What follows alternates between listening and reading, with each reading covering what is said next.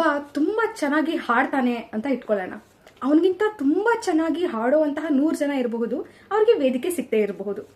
ಅವನಿಗಿಂತ ತುಂಬಾ ಚೆನ್ನಾಗಿ ಹಾಡುವಂತಹ ಇನ್ನೂ 100 ಜನ ಹಾಡುಗಾರರು ಇರಬಹುದು, ಅವ್ರಿಗೆ ಆಪರ್ಚುನಿಟಿನೇ ಸಿಗದೆ ಇರಬಹುದು. ಅವ್ರಿಗಿಂತ ಚೆನ್ನಾಗಿ ಹಾಡುವಂತಹ 100 ಜನ ಹಾಡುಗಾರರು ಇರಬಹುದು, ಅವರು ಪ್ರಾಕ್ಟೀಸೇ ಮಾಡದೇ ಇರಬಹುದು. ಹೀಗೆ ಇದು ಆರ್ಟಿಸ್ಟ್ಗಳಿಗಾಗ್ಲಿ, ನೋಬೆಲ್ ಪ್ರೈಸ್ ವಿನ್ನರ್ಸಿಗಾಗ್ಲಿ, ಅಥ್ಲೀಟ್ಸ್ಗಳಿಗಾಗ್ಲಿ ಇದೇ ಸ್ಥಿತಿ. ಅಂದ್ರೆ ನೀವು ಟ್ರೈ ಮಾಡಿಲ್ಲ ಅಂತಂದ್ರೆ, ಅಥವಾ ನೀವು ಮುಂದೆ ಬರಬೇಕು ಅಂತ ನೀವು ನಿಮ್ ಕಡೆಯಿಂದ ಯಾವುದು ಪ್ರಯತ್ನ ಮಾಡಿಲ್ಲ ಅಂತಂದ್ರೆ ಬರೋದೇ ಇಲ್ಲ ಅಲ್ವಾ? ಹಾಗಿರುವಾಗ the media is not interested in digging around in the graveyard of unsuccessful, nor this is its job to allured the survivorship bias.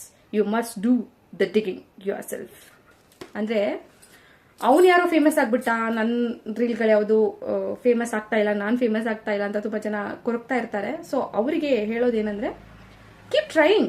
ಹೊಸದೇನಾದ್ರೂ try ಮಾಡ್ತಾ ಇರಬೇಕು.